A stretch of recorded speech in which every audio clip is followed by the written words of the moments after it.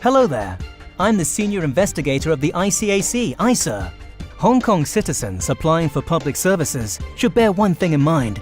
They should not offer advantages to public servants for preferential treatment. Let me share some terms. First is the phrase going upstairs. Literal meaning aside, which is to go up a building, it also means being allocated a public housing unit. This is good. We got a public housing unit. Now we have more space. But it's a worn-out flat. Add to that, it's really remote. Takes more than an hour to get to work. Just think of the cost. But we can't change things. This is for us, so take it or leave it. I'll ask for a better unit by writing to the housing department. That should help us. You think that'll work? It could. I'll just explain. I know. Perhaps we could give the officials some tea money. I think they would really like that. What do you think? You're right. Who doesn't like a gift? Never do that. If you offer a bribe to staff at the housing department in exchange for a better unit, it's a breach of the Prevention of Bribery Ordinance. Never offer an advantage to any public servant, even as a sign of gratitude.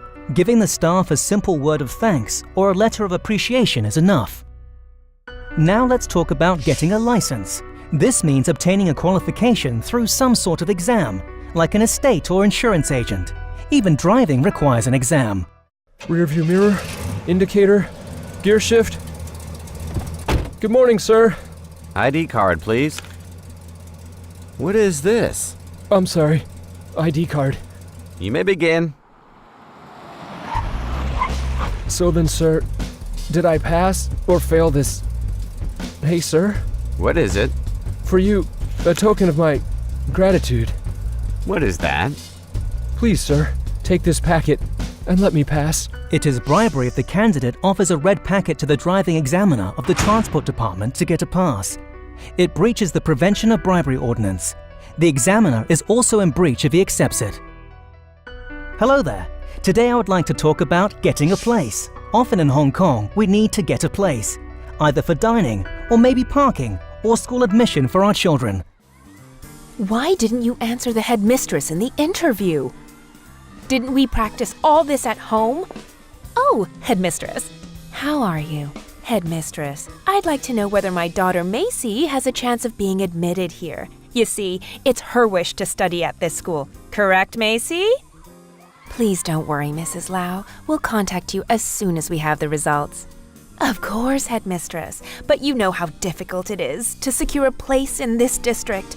If she isn't offered a seat here, she'll have to travel an hour to school in another district. Won't you please help us out? Mrs. Lau, we'll contact you once we have the results. Headmistress, I just bought this designer handbag. I think it suits you better. What do you think? Why don't you give it a try? What? Parents are concerned about their children's school, but they shouldn't bribe school staff for that reason. Mrs. Lau offers the headmistress an advantage for a place at the school, thus breaching the law. Parents should set a good example for their children to be fair and law-abiding. People in Hong Kong often exchange gifts during festivals, but sometimes they can't be given out at will. Let me explain more on offering a gift. Mr. Chow, hello there. Hello, Mrs. Chung. Mr. Chow, for the coming festival, I bought mooncakes. Here's a box for you. Thanks a lot, but keep it for yourself. I bought this especially for you. You've been teaching my son with such patience. Thanks to you, he's shown great improvement at school. Thank you very much. There's no need to give me such a gift. It's all part of my job. Plus, the school's policy prohibits us from receiving gifts from parents. No need to worry. I won't tell anybody. Huh? If Mrs. Chung offers a gift to Mr. Chow in exchange for preferential treatment for her son, it's bribery. Even if it is meant as an appreciation, parents must first check the school's policy, as some schools prohibit staff from accepting gifts from parents. By now, I believe all of you know how to uphold the culture of probity in daily life. Remember, one should not offer any advantage in exchange for preferential treatment, neither for public services nor for business with private companies, such as opening a bank account.